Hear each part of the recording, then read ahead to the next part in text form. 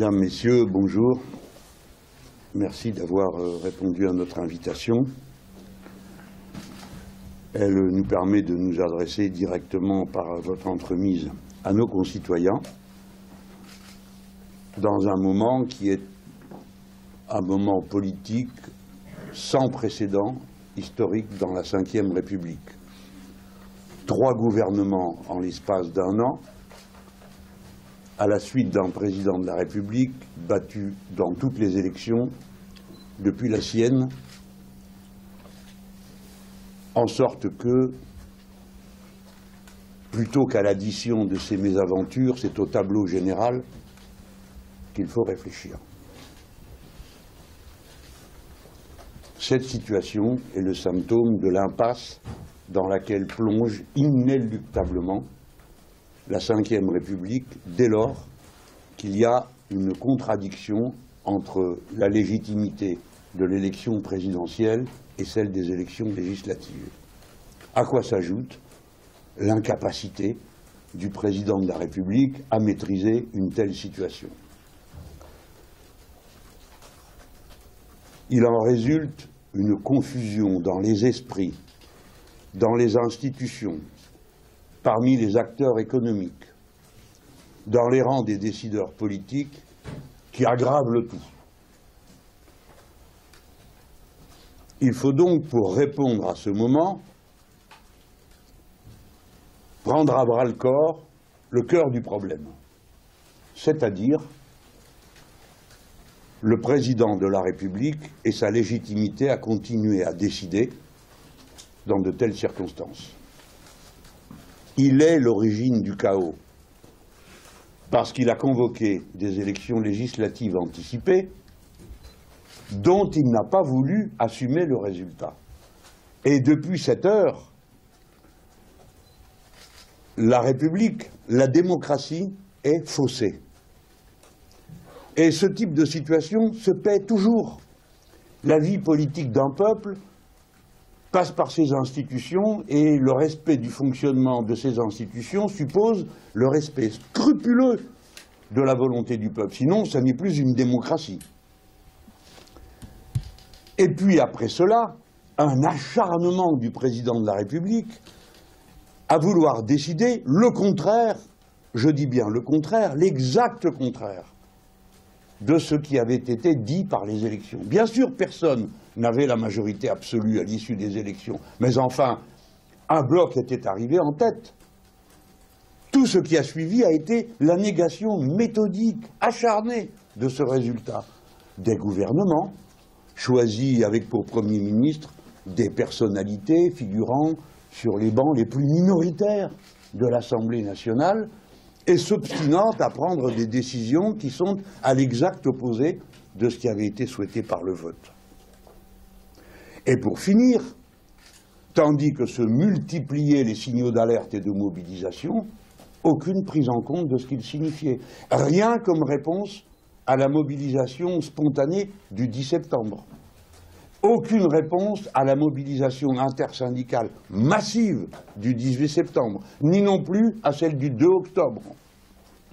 À chaque étape, tout le monde a eu le sentiment d'avancer toujours plus loin dans un système de monarchie présidentielle dont personne ne veut dans ce pays, que l'on soit de droite ou que l'on soit de gauche.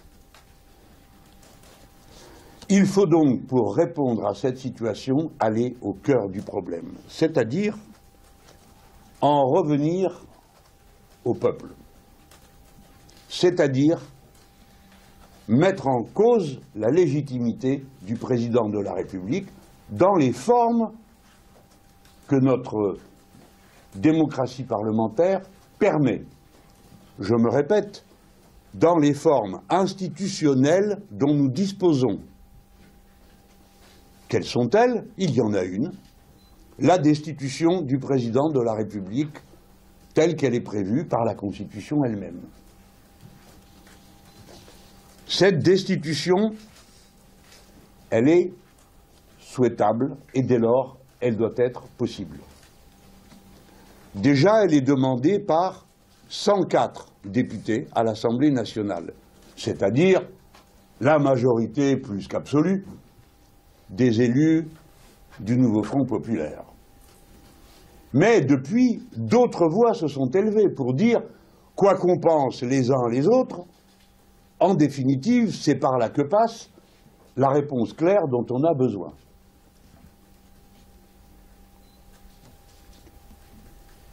Et c'est en effet telle qu'est la culture politique de notre peuple.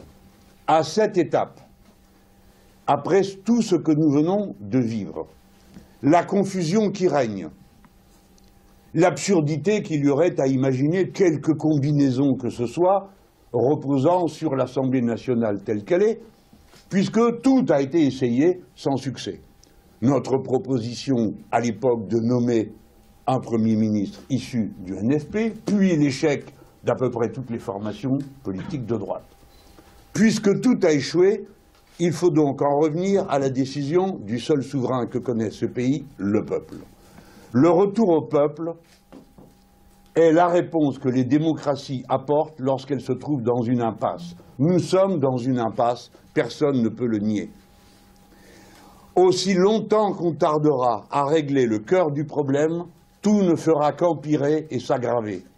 Plus on imaginera des combinaisons, des accords contre nature pour parvenir à je ne sais quelle solution gouvernementale, plus on aggravera la crise. Aux yeux du monde, aux yeux de tous ceux qui regardent à cette heure, on a besoin d'une solution claire, nette, franche et massive, pour reprendre un vocabulaire que vous connaissez. En France, le peuple est et doit rester son propre maître. Et quoi qu'il arrive, nous autres, qui avons été élus sur un même programme et qui siégeons pour l'essentiel et votons pour l'essentiel de la même manière au fil des discussions et des votes à l'Assemblée nationale, notre devoir, conformément au mandat que nous avons reçu dans cette élection de 2024, est de nous retrouver pour examiner tous les moyens qui nous permettent de faire face à la nouvelle situation. Et en particulier, quelle suite comptons-nous donner ensemble à la motion de destitution? Aussi longtemps que le président de la République ne se sera pas exprimé, puisqu'il est, dans cette circonstance, le maître des événements. Il nous appartient de répondre à ce que nous voyons, et ce que nous voyons appelle notre demande de sa démission ou de son départ par un vote des assemblées. Et ensuite, nous verrons, mais il faut le faire avec le sens des responsabilités, et quoi qu'il ait pu se produire, de la volonté d'apporter une réponse qui soit une issue gouvernementale pour notre peuple et une issue claire. Bref, le peuple est son propre maître. À tous ceux qui m'entendent, qui m'écoutent, je le rappelle, nous nous sommes toujours, nous autres Français, tirés d'affaire chaque fois que nous avons fait, sans barguigner, appel au peuple pour qu'il décide lui-même de ce qui doit être fait. Et ce qu'il décidera sera la loi générale. Il n'y a donc pas à avoir peur du vote populaire. Au contraire, il faut le solliciter en lui donnant les moyens de prendre la décision jusqu'au bout. Voilà pourquoi nous nous prononçons, comme je suis en train de le faire, au nom de tous mes camarades. Que chacune, chacun se dise qu'il est le maître de l'histoire de France. Il n'en est pas l'objet, il en est l'acteur. Chacune, chacun. Tant et si bien que je ne saurais conclure à cet instant sans inviter chacun, chacune, à prendre sa part de responsabilité. Qu'il aille vérifier, qu'elle aille vérifier qu'il est correctement inscrit sur les listes électorales. Et s'il n'y est pas, qu'il y aille, parce que, d'une manière ou d'une autre, incessamment, le peuple français sera de nouveau convoqué à donner son avis. Il faut qu'on l'autorise, il faut qu'il lui soit permis d'aller au bout de sa démarche. Voilà notre vœu à cette heure. Aucune combinaison, aucune magouille, aucune entente de derrière les rideaux ne peut se substituer à l'exigence que le peuple se prononce. Il est le seul maître de ce pays et tel est le fond de toute notre philosophie politique. Je vais maintenant, comme je le fais à chacune de nos rencontres, aller de mon côté et les dirigeants du mouvement insoumis répondront aux questions que vous voudrez bien leur poser. Merci en tout cas de m'avoir écouté. Bon courage. Alors on est à votre écoute si vous avez des questions. Oui. Bonjour. Sandrine Cassini, Journal Le Monde. Plusieurs questions. Donc vous avez invité les formations de gauche à se réunir. C'est uniquement pour évoquer la destitution du président de la République ou c'est aussi pour évoquer une éventuelle dissolution si elle est prononcée par Emmanuel Macron? Première question. Deuxième question, est-ce que tous les partis politiques sont invités de gauche, c'est-à-dire également l'après, par exemple, vos anciens camarades? Alors, pour répondre à votre première question, je pense que notre message de proposition de réunion commune adressé aux composantes fondatrices de la NUPES et du Nouveau Front Populaire, je crois que le message est assez clair. La situation politique est totalement inédite, totalement nouvelle. Elle nécessite que chacun prenne ses devoirs et ses responsabilités. Et donc nous proposons cette réunion pour pouvoir examiner ensemble tous les scénarios, toutes les hypothèses qui sont sur la table. Et donc inclut évidemment les deux hypothèses que vous avez citées dans votre question. En ce qui concerne notre proposition, nous l'avons adressée aux composantes fondatrices du Nouveau Front Populaire, puisque c'est celles avec lesquelles nous avons discuté l'année dernière pour aboutir à l'accord du Nouveau Front Populaire, puisque c'est celles qui constituent aujourd'hui les 4 groupes qui, à l'Assemblée nationale, sont les 4 groupes de la gauche, les 4 groupes issus du vote des électrices et des électeurs l'année dernière, et y compris, puisque ces 4 groupes, par exemple, ont encore été capables la semaine dernière de discuter en commun et de se mettre d'accord sur des candidatures communes aux différentes fonctions internes de l'Assemblée nationale. Donc voilà, notre proposition vise à faire face à toutes les hypothèses, à tous les scénarios qui sont sur la table, et elle s'adresse aux composantes fondatrices du Nouveau Front Populaire et de la NUPES. D'autres questions?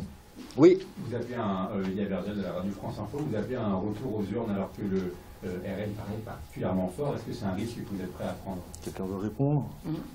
Mathilde. Bon, d'abord, quand on appelle au retour aux urnes, moi je voudrais redire ce qui a été dit assez fortement tout à l'heure, mais que le problème aujourd'hui n'est pas à l'Assemblée nationale, mais eh bien à l'Élysée, et que donc il faut aller à la racine du problème, c'est-à-dire auprès du président de la République, qui est celui qui refuse de reconnaître la souveraineté du peuple. Ça, c'est la première chose. La deuxième chose, c'est que je rappelle qu'il y a un peu plus d'1 an et demi, lors des élections législatives anticipées, 27 sondages sur 27 avaient donné l'extrême droite en tête, et c'est finalement la mobilisation citoyenne massive dans les urnes, notamment des quartiers populaires, de la jeunesse de ce pays, des habitants des Outre-mer, mais aussi des militants politiques, associatifs et syndicaux, qui avaient permis de sauver la République de l'extrême droite. Et donc, je crois que nous sommes toujours dans un moment où, par le retour aux urnes massif des citoyens et des citoyennes, nous pouvons faire à la fois échec au Front National et tourner la page de la Macronie. Pourquoi ça n'a pas comme une dissolution? Comment cela? Pourquoi finalement pas faire ça par une dissolution? Mais parce que je crois que ça ne réglera aucun des problèmes. Quand je vous dis que le problème n'est pas à l'Assemblée nationale, il y a de forts risques ou de fortes chances, ça dépend comment vous le regardez, mais qu'il n'y ait pas de majorité à l'Assemblée nationale. Donc le problème n'est pas l'Assemblée nationale à qui on refuse le vote, par exemple, sur l'abrogation de la retraite à 64 ans, qu'on contraint par des 49-3, qu'on contraint par des votes bloqués. Le problème est à l'Élysée, et donc je crois que pour offrir une respiration démocratique au pays, il s'agit d'avoir une élection présidentielle anticipée qui permet au peuple de France de pouvoir trancher entre les grandes offres politiques qui sont faites au pays. Peut-être ajouter sur cette question, parce qu'effectivement, elle est importante. L'année dernière, il y a eu des élections législatives anticipées à la suite de la dissolution de l'Assemblée nationale.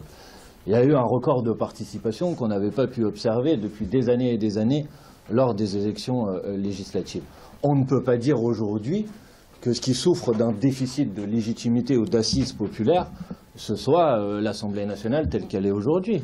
S'il y a aujourd'hui un problème de légitimité, c'est ce que disait Jean-Luc Mélenchon dans son propos introductif, c'est parce que vous avez un président de la République qui a perdu l'ensemble des élections et qui continue à essayer d'imposer la continuité de sa politique, alors qu'elle a été battue dans les élections, alors que les différents gouvernements qu'il a mis en place, ça fait désormais 3 en 1 an, ont été soit renversés par une censure, soit ont anticipé leur renversement en démissionnant ou en demandant un vote de confiance. Et donc si aujourd'hui vous voulez apporter une solution, que ce soit une solution claire, franche et massive à la situation de blocage que connaît le pays, ça passe nécessairement de notre point de vue par permettre un moment de respiration démocratique, une élection présidentielle anticipée qui permet ensuite aux électrices et aux électeurs de choisir franchement quel est le chemin que le pays doit prendre. Imaginez un instant que dans l'hypothèse d'une dissolution de l'Assemblée nationale, nous revenions à une Assemblée nationale dans laquelle aucune formation politique ne dispose de la majorité absolue ou aucune coalition ne peut gouverner. Alors quoi? Nous allons vivre encore pendant 2 ans au rythme de 3 gouvernements qui tombent chaque année. Je pense que tout le monde peut légitimement considérer que la situation de chaos dans laquelle le président de la République a mis le pays aujourd'hui, il faut y mettre un terme, et que pour y mettre un terme, on a besoin de ce moment de respiration démocratique.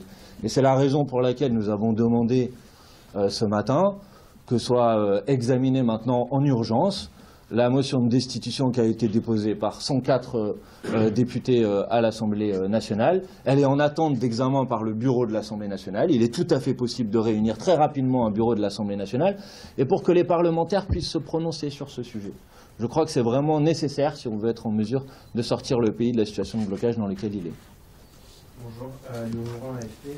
Vous avez dit que vous voulez examiner les 2 hypothèses, donc d'émission et dissolution avec les autres partis de gauche cet après-midi, mais concrètement, à cette réunion, vous voulez leur dire quoi aux autres partis de gauche? Vous allez leur proposer une nouvelle alliance type NFP, type NUPES pour des législatives? Vous allez essayer de les convaincre de vous soutenir pour la motion de destitution? Enfin, voilà, concrètement, ça veut dire quoi?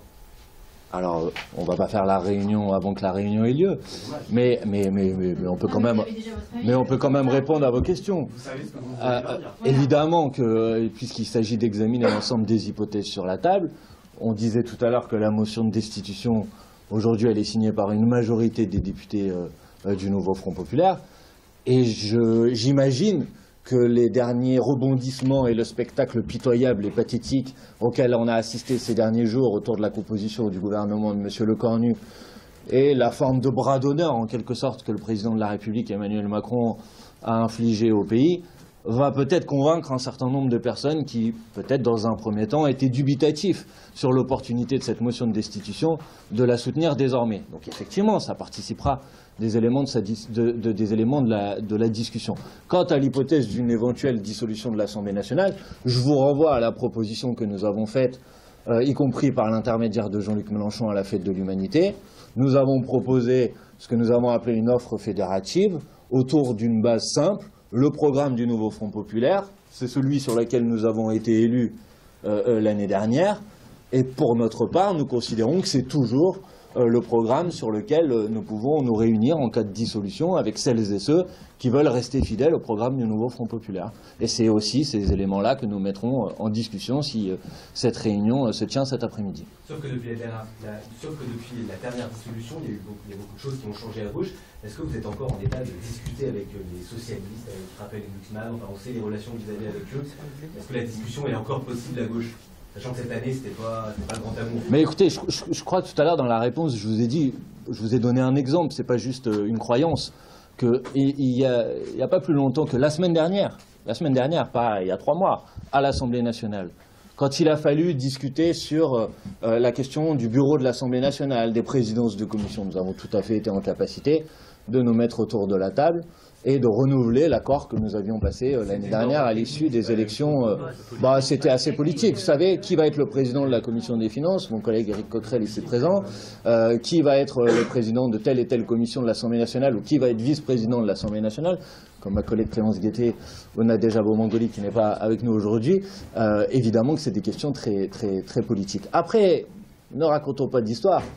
Nous avons fait une proposition. Maintenant, à celles et ceux à qui elle s'adresse, de répondre à cette question. Le programme que nous avons défendu ensemble l'année dernière, le programme du Nouveau Front Populaire, il est sur la table. Pour notre part, ça reste notre boussole programmatique. Et s'il devait y avoir une dissolution de l'Assemblée nationale, je crois que notre responsabilité est de proposer à toutes celles et ceux qui sont d'accord avec ce programme de se rassembler et de se réunir Pas seulement, comme je l'entends parfois, pour empêcher l'extrême droite de s'emparer du pouvoir, mais parce que s'il doit y avoir une dissolution de l'Assemblée nationale, alors c'est la question de l'avenir du pays qui va être posée.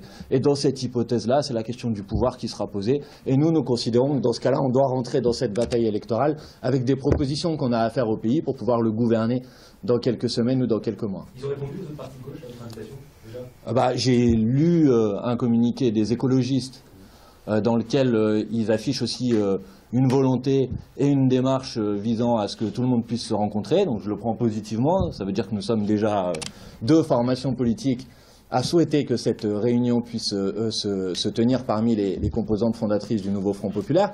J'ai lu ou j'ai entendu le parti Génération dire qu'il était aussi favorable à ce que cette réunion puisse se tenir.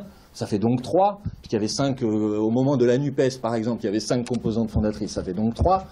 Et je crois savoir que du côté communiste, j'ai vu un certain nombre de députés communistes soutenir aussi cette proposition. Donc je crois que les choses avancent progressivement et j'espère que cette réunion pourra se tenir le plus rapidement possible. Vous n'avez pas évoqué l'hypothèse d'une nomination d'un Premier ministre de gauche. Est-ce que c'est une hypothèse qui n'existe pas dans votre esprit? Et si elle devait advenir, quelle serait votre position? Très sincèrement, je crois que le moment est assez grave dans le pays par le chaos, l'instabilité qui a été créée par, l'obstination d'Emmanuel Macron à ne pas obéir au suffrage universel en juillet 2024 pour arrêter de semer des illusions et arrêter ce très mauvais feuilleton. Il faut remarquer que gouvernement après gouvernement, la réponse d'Emmanuel Macron est très claire. C'est des gouvernements toujours plus à droite qui sont proposés. Donc je pense que la réponse est sur la table et qu'il faut arrêter, de contourner la vraie solution. Et la vraie solution, c'est le retour au peuple. On a eu plusieurs jours de mobilisation syndicale également. Est-ce que vous allez concerter Force ouvrière, la CGT, lors de vos négociations pour proposer une solution claire et assez simple? Écoutez, le sujet, l'actualité, la question n'est pas sur la table. Maintenant, je vous rappelle une chose, c'est que le nouveau Front populaire tel que nous l'avions voulu et fait en juillet 2024 s'adressait au-delà des partis politiques. Il y avait les partis politiques, mais il y avait aussi, vu la situation et la gravité, un appel aux associations, aux organisations, aux citoyens. Certains avaient répondu d'ailleurs en s'engageant. Bon, je ne doute pas que nous ferions de même si nous avions, une élection à affronter, ce que nous souhaitons. Donc voilà, c'est la réponse. Ce qui avait fonctionné la dernière fois, nous ne voyons pas pourquoi ça ne fonctionnerait pas. Et nous, populaires, je vous le rappelle, se référait à une période de 1936 où déjà, à l'époque, on avait appelé les syndicats, les associations, les collectifs citoyens, la société à s'unir avec les partis qui en faisaient partie. Donc je pense que ça peut être exactement sur le même thème. Allez, une dernière ou 2 dernières questions, oui. Allez. Pour être clair, en cas de dissolution, est-ce que vous êtes prêt à reconduire l'accord du NFP tel qu'il a été conduit l'année dernière avec la répartition des circonscriptions, les candidatures uniques, y compris avec le Parti socialiste ou pas? Sacha. Bon, j'avais l'impression d'avoir été clair. Mais je vais le refaire. Mais moi, vous entendez que je ne peux pas décider à la place des autres organisations politiques de quelles seront leurs positions. Vous avez demandé quelle est notre position à nous. Notre position à nous, comme je l'ai dit tout à l'heure, c'est y compris celle qu'on a déjà remis sur la table il y a quelques semaines au moment de la fête de l'humanité. Nous proposons aux différentes formations politiques qui sont d'accord pour se réunir sur la base du programme du nouveau Front populaire de présenter des candidatures communes porteuses et porteurs de ce programme. Voilà, je crois que je ne peux pas être plus clair que ce que je viens de dire à cet instant. Enfin, il n'y a pas eu de dissolution. Il n'y a pas de dissolution, il n'y a pas eu encore de réunion. Oui, mais on peut avoir des coups d'avance et pas forcément vous les dire aussi, vous voyez. On peut avoir un départ d'Emmanuel Macron. Donc, chaque chose en son temps, pas à pas. Je crois que notre message est assez clair. Aujourd'hui, de notre point de vue, la solution pour sortir de l'impasse dans laquelle est le pays, ce n'est pas la nomination, Éric Coquerel a répondu d'un autre gouvernement, ce n'est pas non plus, et je crois qu'on a donné un certain nombre d'arguments pour ça, la dissolution de l'Assemblée nationale, c'est le départ du président de la République, sa démission ou sa destitution. Voilà, c'est le message principal qu'on veut faire passer aujourd'hui, et on est prêt à discuter avec l'ensemble des formations politiques qui partagent un programme commun, celui du nouveau Front populaire, pour être capable de faire face aux différentes hypothèses qui vont être sur la table dans les prochaines heures et dans les prochains jours. Oui. Alors, peu, mais là, Ça arrive. L'après, ils partagent le programme de voiture du Front Populaire, Oui. mais ils ne sont pas dans les partis fondateurs. Mais on vous parle d'une proposition. Non, mais on vous parle d'une proposition de rencontre. Cette proposition de rencontre, il est quand même normal qu'elle s'adresse dans un premier temps à celles et ceux avec qui nous avions discuté l'année dernière. Bon, donc chaque chose en son temps, si vous voulez bien. Je ne sais pas si vous avez votre carte ou je ne sais quoi, mais là, pour l'instant, je crois que notre proposition est claire. C'est dans le titre de notre tweet. Je crois l'avoir détaillé suffisamment. Et je vous propose qu'on puisse se retrouver régulièrement, ne vous inquiétez pas, il est possible qu'on se voit de manière assez régulière dans les prochaines heures et dans les prochains jours. Et je vous promets, on vous informera de l'avancée de toutes ces discussions et de toutes ces initiatives. Puis l'heure n'est pas affinée. Voilà, on vous remercie en tout cas de votre présence et on vous souhaite une très bonne journée.